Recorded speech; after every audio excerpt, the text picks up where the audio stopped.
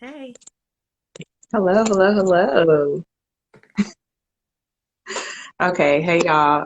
This is Nakia from BookTini, and joining me today is EJ, who is BookTini's National Literary Chair, runs the book board, and we are here for our first impression of The Underground Railroad by Colson Whitehead.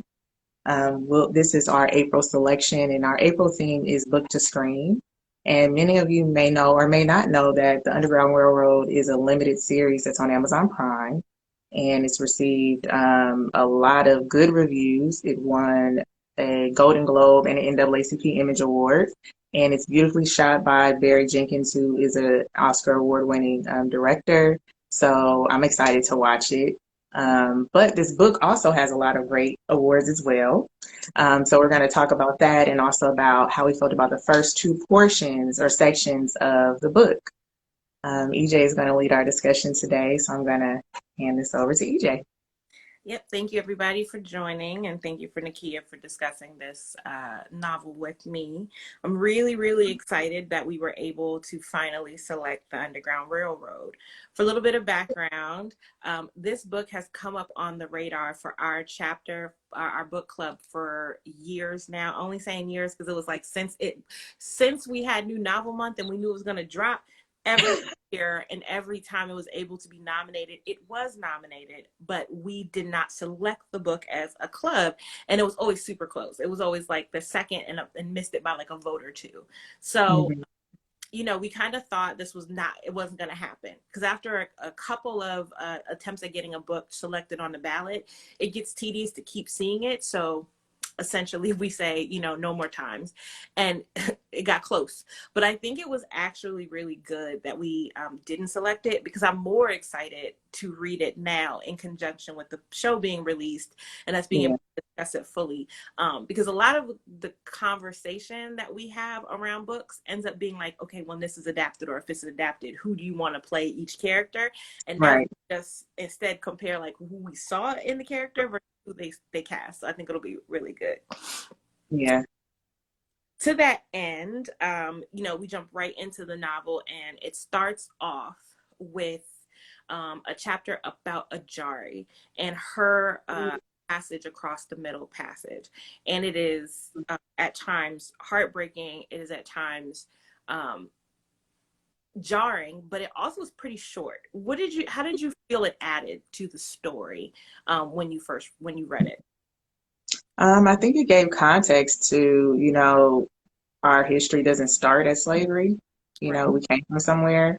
So I do appreciate that he gave the context of somebody was stolen, and there were Africans who assisted in the stealing of this person from their village, explaining how they were split up from their family and all of that. And then the the information given about what happened once they got here was Yeah. also very jarring too. Yeah. And then realizing that you get here and you stay at the same plantation for most of your time in America, you Yeah.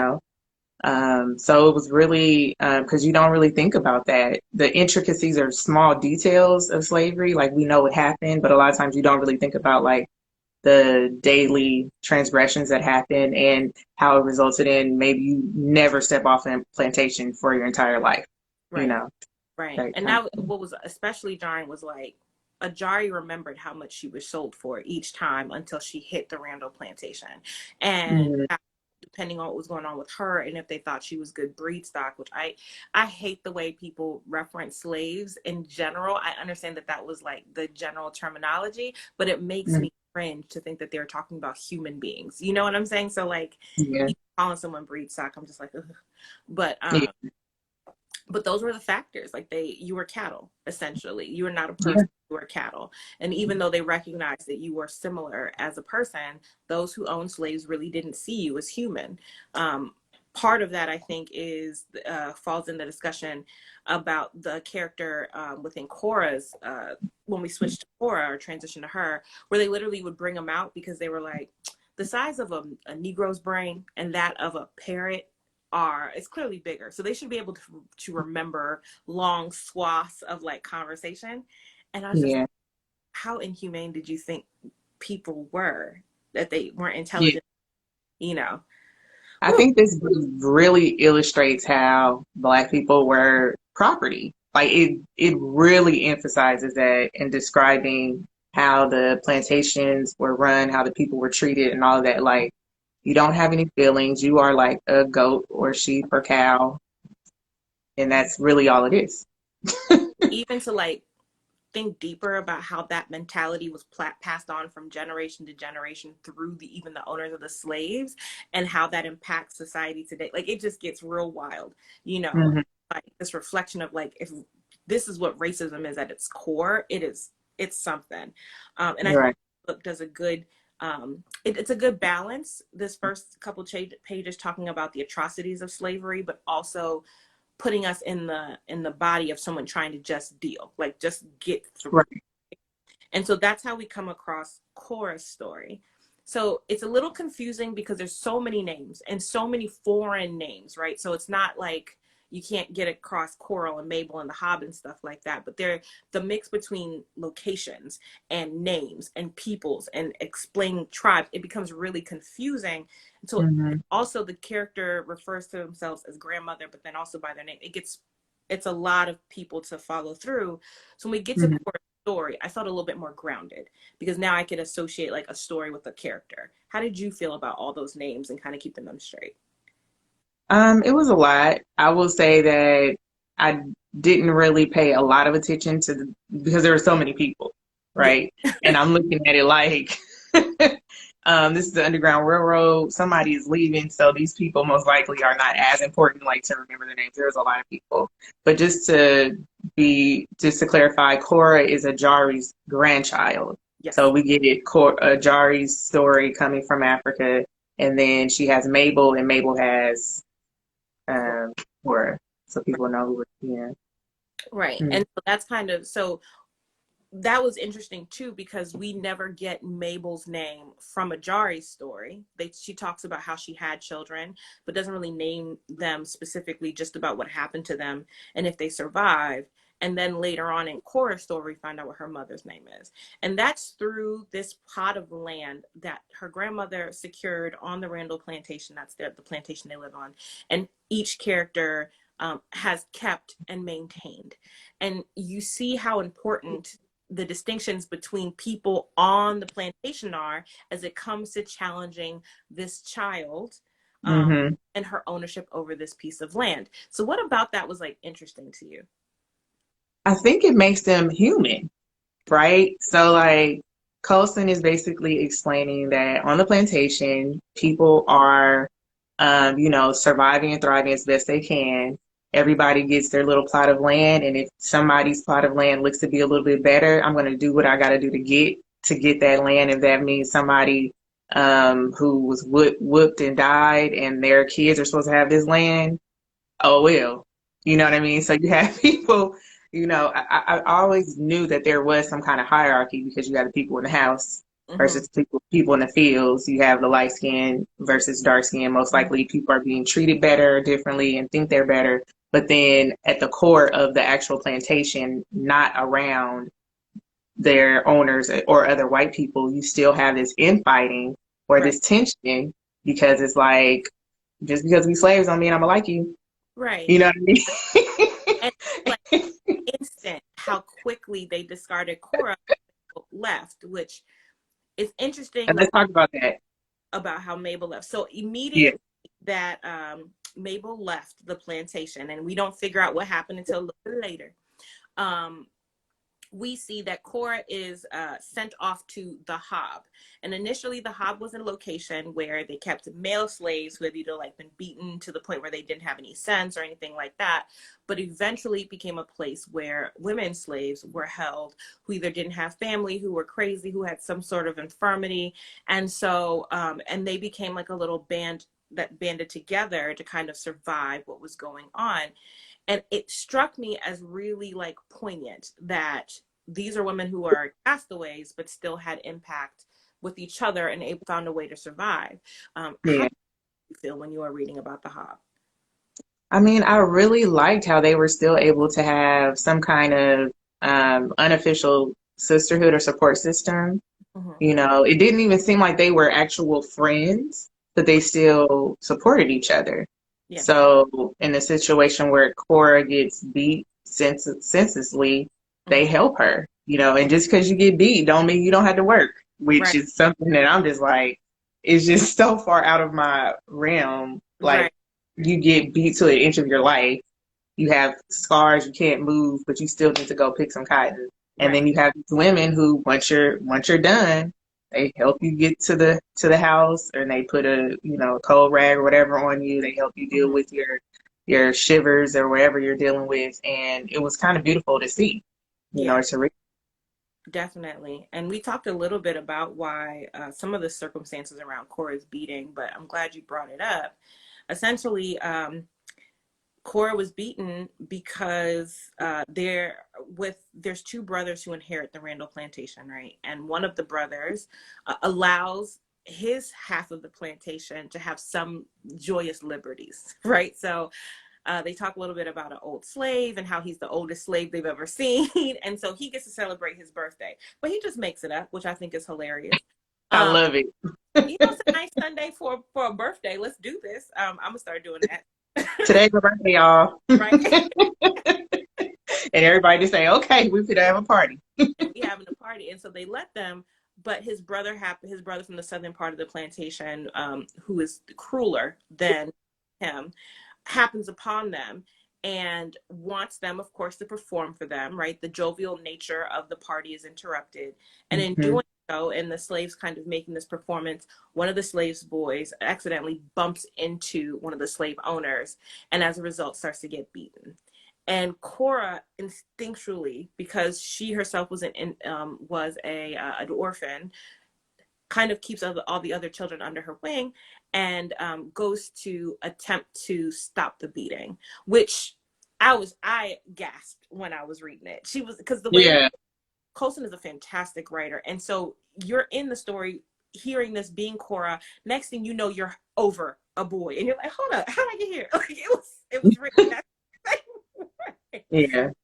So when the beating shifts, of course, and she also grabs the stick that is beating the boy. And I think that is really the line that was jarring to me. Because it's one thing to Yeah. cover the body, but nah, you grab that stick and all of a sudden she's getting beaten into an inch of her life and she's left with a scar on her face in the shape of an X near her temple because he was hitting her in her eyes and things. Um, that part of the story was wild to read. It was heartbreaking. How did you feel like it to the progress of the story? Well, I think it sets the moving toward escape, right? Right. Prior to this, another slave had came to her and was like, "Hey, I think you should come with me." She believes that he's using her. I think he agrees because he believes she's a good luck charm because her mother um, left her and they Mhm. have no word that she was caught. So it seems like she escaped. So he feels like you might be a lucky charm since your mother got away. And she's like, no, I'm not doing that. And then, Call him simple. Like, oh, that's what's wrong with you. You're simple. Got it. and then this happens and she's like, maybe, Right. something I need to jump on. So Right. it's that stage for that. Definitely. And so they do decide eventually to leave, and it is with haste. As soon as they make the decision, they're like, the timing is right. Even though another slave had previously tried to run away and got caught, they were like, it don't matter. Let's go. Ooh, That was wild. I don't want to give it that, away. ooh, That's something y'all can look forward to reading about. that was a lot. But Yeah. they start their escape, and they escape Oh, in a. one thing, Oh, one thing we should say is that one major, I guess, push for them to leave also was that so it was the plantation was separated by north and south, mhm. and the head plantation owner died. He gave it to his two sons. They separated between north and south, and Cora's owner was the nicer one, and he dies. Right. They know that the meaner one who's down south or on the southern side of the plantation, he's already come through. Like this is what we Right. finna do, and she's like, "Oh hell no." Yeah. I gotta go. Not He didn't already whoop my ass a few so weeks ago. I right. got. I got yeah.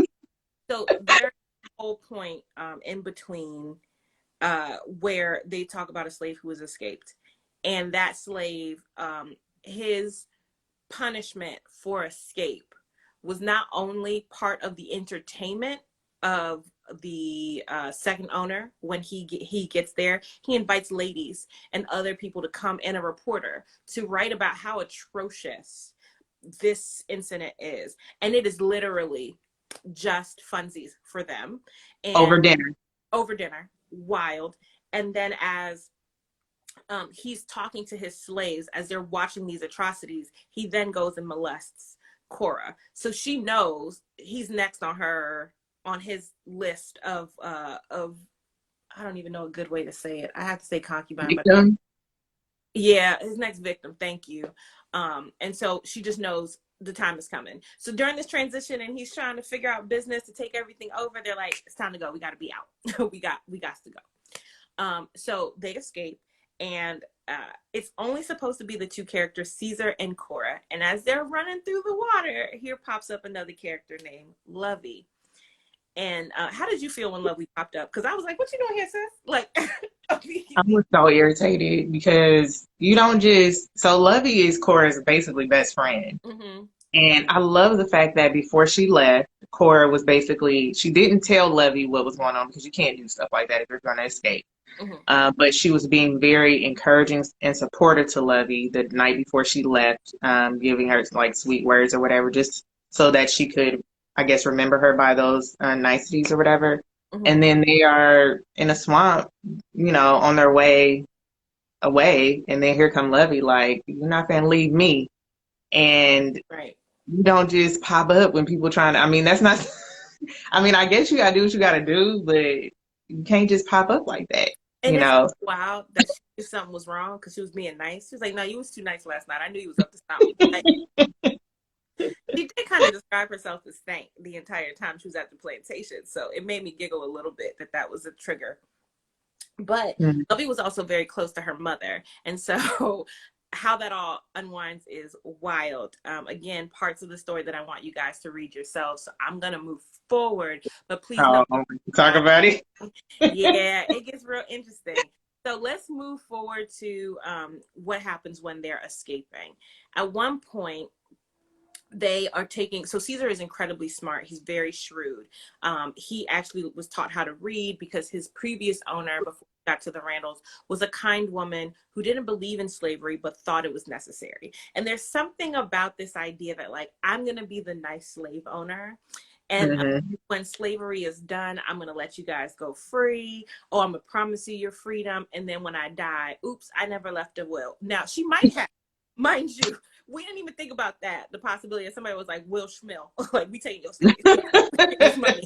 But, supposedly there was no will ensuring their freedom, and they are sold deeper south into slavery. I think they're from North. Separated too. Yeah, and Yeah. separated. And they were a tight-knit family. They lived together in a two-room cabin. I was like, oh, y'all was living the life of Yeah. luxury. They Although, had it kind of good.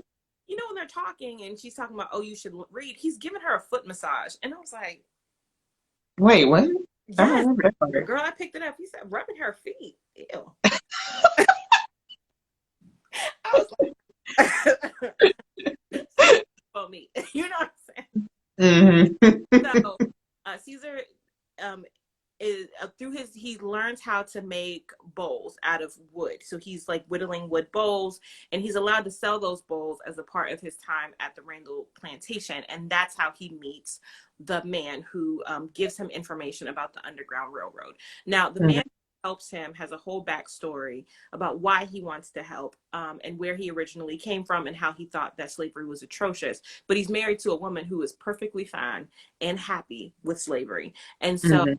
it takes him a while to friend Caesar and for Caesar to trust them, because there's a level of trust you have to instill in a man in order for you to risk your life because he says he can help you. And I Yeah. don't know. I mean, I put myself in that position. I just don't think I would. I don't know if I would do it.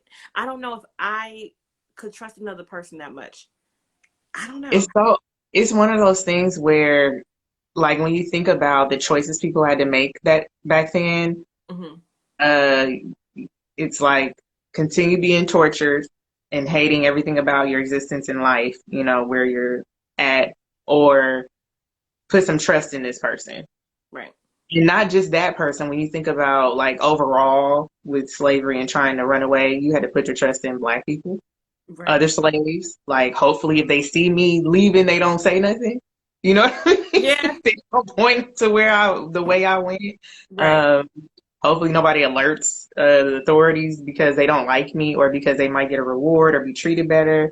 And then with the white people that's helping you, hopefully, you can really trust them. You know, it's that I can't imagine putting that much trust in somebody and that, you know, anything could happen to you. The way they tortured this particular plantation, they let you know if you run away, it ain't no get back. We Mm. catching you and we're making an example of you to everybody. Yeah. So It it's just very rough. right. So they almost make it all the way without encountering any kind of slave hunters. But unfortunately, they do come across a band of three, and they then attack them, right? And Mhm.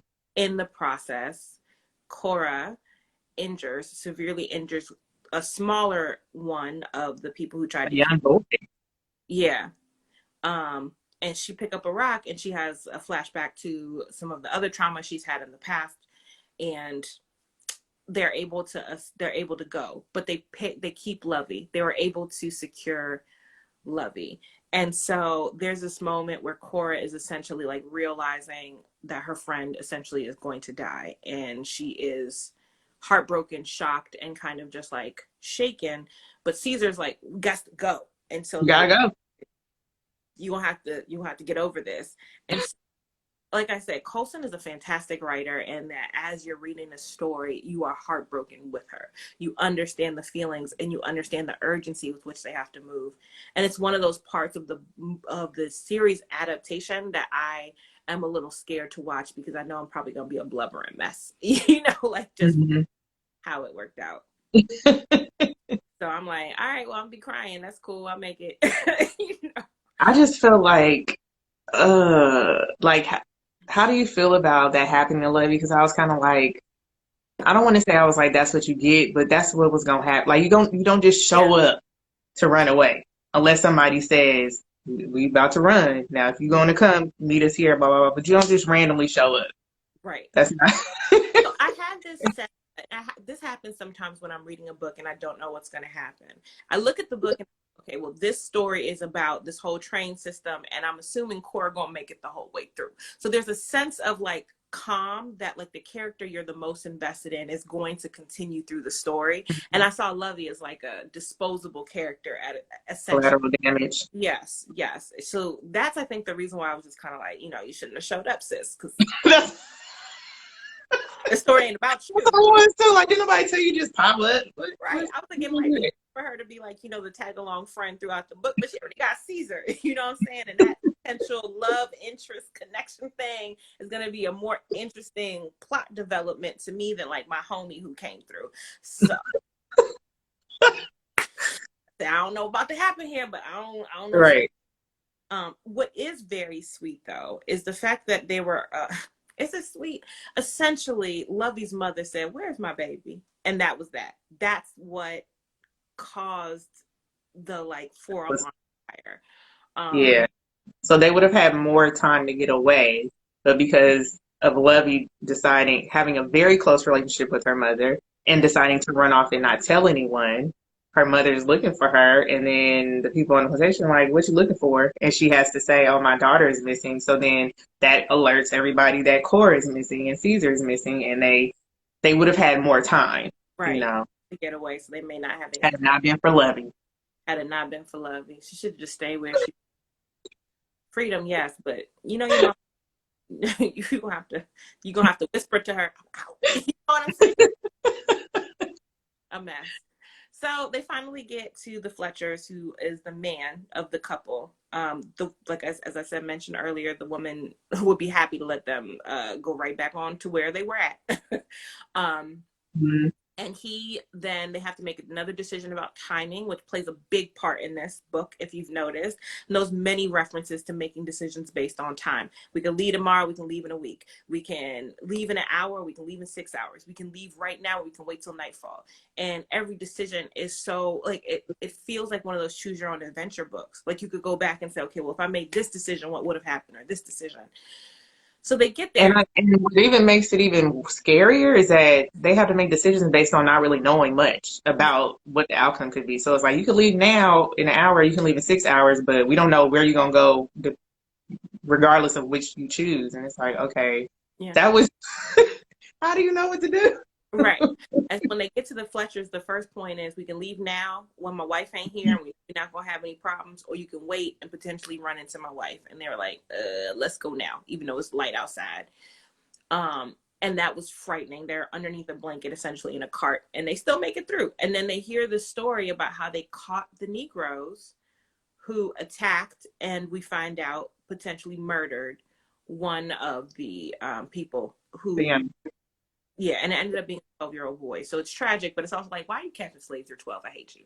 So... And then they try to put it like she harmed this young boy. Why was he trying to capture a slave at 12? At 12. That's y'all fault, okay? Yes. Still irritated about it. 10. So What's going now on? we get to the railroad. Now, we all know that the Underground Railroad was a series of homes where slaves ran and then hid in basements and stuff like that. In this story, the Underground Railroad is an actual train, baby. So, what an amazing take on the idea of the Underground Railroad. And I'm so excited to see how the story plays out based on the fact that they kind of twisted this idea. But how did you feel when the question was asked of who built this and the response was, who builds everything? That means you don't remember. So that was... So the I remember that part. So the station attendant essentially says, who builds everything, when they were like, who did this? Because, there's tracks and everything laid. And essentially, Black people build everything in this country. Black people built this train system. And it is wild to me. And so I hope as they develop the story, they tell more about how the train system was built and how it got there. Because an underground train is... I mean, it's almost unheard of because it has to be, like he said, the ventilation was the big problem. Like how you get that train smoke out. And so they're on the train and they're going. And yeah, so, and that's how... It's exciting. It's exciting. It is exciting. So as we all know, the story was optioned. And now they're going to be... we transition to the trailer. So Nikki, you had a chance to watch the trailer. I also had a chance to watch the trailer. I have not seen the series. Have you seen the series yet? No. So how did you feel about the trailer and how it interacted with your thoughts of reading the first part of the book? I mean, one thing, it looks beautiful. It's shot beautifully, and Barry Jenkins, I love everything he does. So I knew it would be beautifully shot, but seeing it just really added an extra layer of excitement for me because I want to see, like, I've already read the book before. I read it when it initially came out, and I never really thought about seeing it visually. But now that we have a visual representation of what the story is about, and because Barry is behind it, I'm just really excited to see, how he brings this to life, you know. Right. Yeah, I'm excited, and I was surprised at how excited I was because when they announced that the series was coming out, I don't know why I didn't really move to watch it. Right. I'm not one of those people that has an issue with watching slave movies. Mm-hmm. So I guess I don't know, I just wasn't tripping or Yeah. whatever. So I was kind of interested in watching it, but I also do this thing where I like to only watch things that are light, and it just seemed very heavy. But I like the idea of reading a book, then watching a movie, and then or watching a series, especially since I think movie adaptations often have to leave so much out in the story, but a series adaptation gives you more meat. I think sometimes I see it done very well. Like in Pretty Little Liars, but then there are other times when I see it and I'm like, ugh, y'all added stuff and I didn't like the way that this turned out. So, oh, I said Pretty Little Lies. Is that the one that that was on Netflix that we liked with Reese Witherspoon? Sorry, not Netflix. It was on HBO. She did, Big Little Lies. yeah, Big Little Lies. I'm sorry. I liked that adaptation. I thought they could have left some stuff Oh out. Yeah. yeah. Um, Yeah. so one thing though, if you haven't read the whole book and you did see the trailer, you don't know how the two reconcile yet, because you're like, if you especially if you just read the first part, like I read the first part, watched the trailer, and went, what is the rest of this stuff? Like, is this going to plan? Is she going back? So there's so much there. And I love the fact that the trailer didn't give away the plot. It just give you like little shots into what's going to happen. And then you have to kind of rectify that with the way that you read the story. So I'm really excited about Yeah, I am too. We're asking, so usually during this month, if it's a movie or a series, the chapters will read the book and also either watch the movie or watch one episode of the series, and they it. talk about the differences during their meeting. So yeah, I'm excited. I didn't expect to be this excited, Yeah. but especially where we left off after Mhm. the second part, I'm like, I already know what's going to happen, but I'm like, I want to read this again. It's like thrilling, you Yeah. know? It is Yeah. thrilling. The book was thrilling. I'm interested to see what happens. And the movie trailer was done wonderfully. I also often get mad at like some of the filters that they put over movies. And this entire movie is in like sepia tone. So it just seems like kind of reminiscent. Like they did a good job where, and like you said, Barry Jenkins is such a wonderful director. But sometimes it's overdone and you're like, why is this whole movie grayish? Like, I hate this. It looks so good. So I'm really excited about watching it. hmm Yeah. It's gotten a lot of good reviews, and a lot of critics were kind of upset that it was overshadowed because they feel like it should have gotten more awards and everything.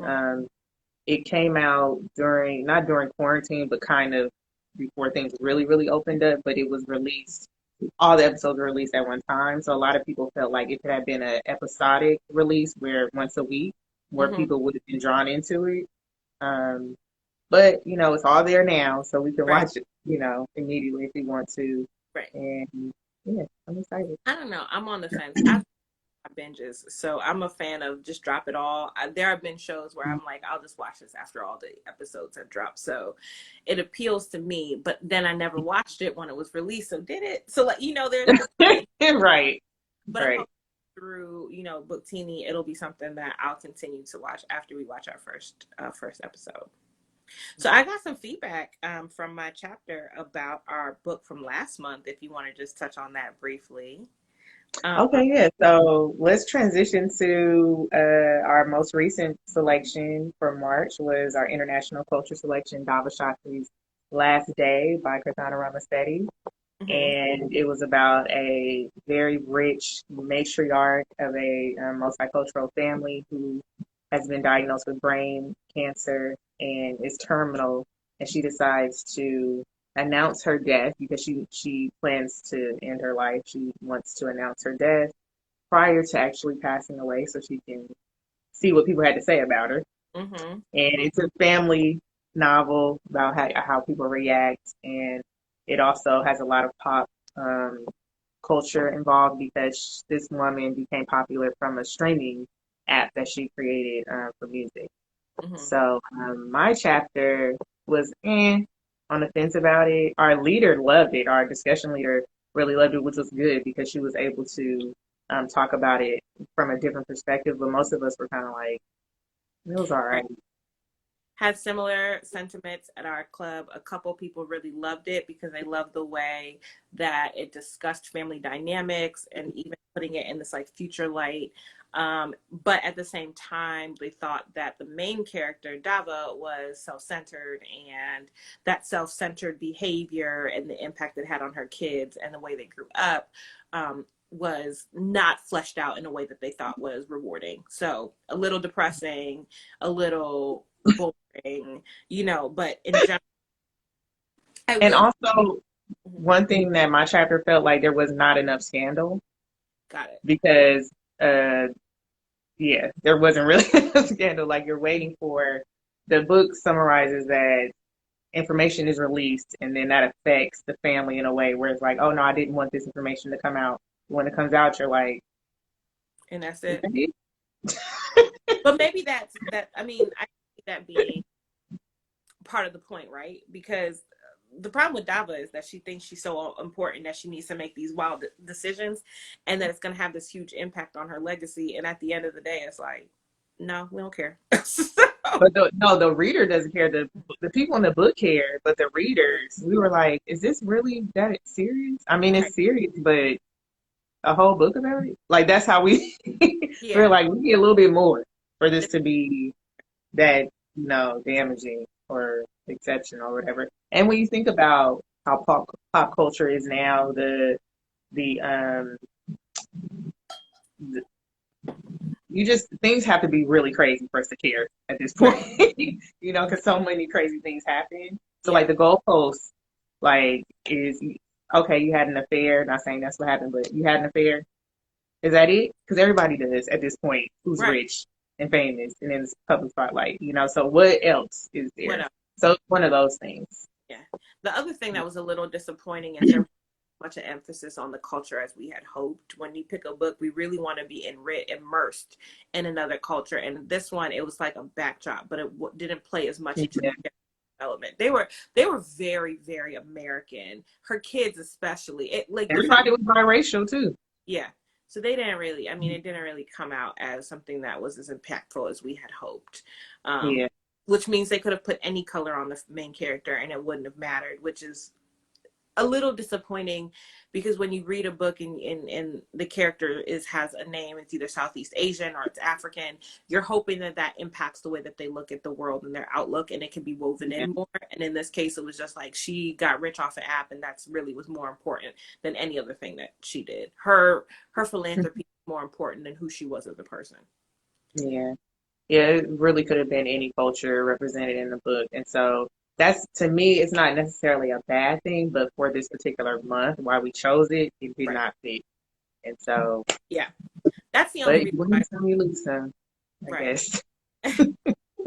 And I'll say, I do like the fact that like there's a recognition that there isn't much different between races when they have so much of a footing in one place, like that the Yeah. reflection of the culture they live in has a big impact on how they develop and grow. And I think that's positive. I think the negative part is we wanted a book with more culture and it didn't have it. So that was, but I like the fact that it shows that like, okay, so her name, so she's Southeast Asian, but that doesn't necessarily change her outlook on life based on her experiences here in America. So yeah, I enjoyed it though. It's a good book. So it was all right for me. Yeah. Currently, currently we're doing a poll in our group meet for members, so please go in and rate the book. Our January book, Razor Blade Tears, had was one of the highest rated books ever. And then Cicely Tyson's memoir we read in February had very high ratings. This one, we'll see Yeah. once the poll closes. And Yeah. then hopefully the Underground Railroad, you guys will like it as well. Yeah. We'll see about that. Yeah, very excited about our upcoming reading season. And of course, we're going to continue having these first impressions. So look out for the next one. Thank you all so, so much for joining. Um, Mm-hmm. and we look forward to chatting about this later. So, Yeah. All right. Have a great rest of your Sunday and happy reading, y'all. you too. Bye.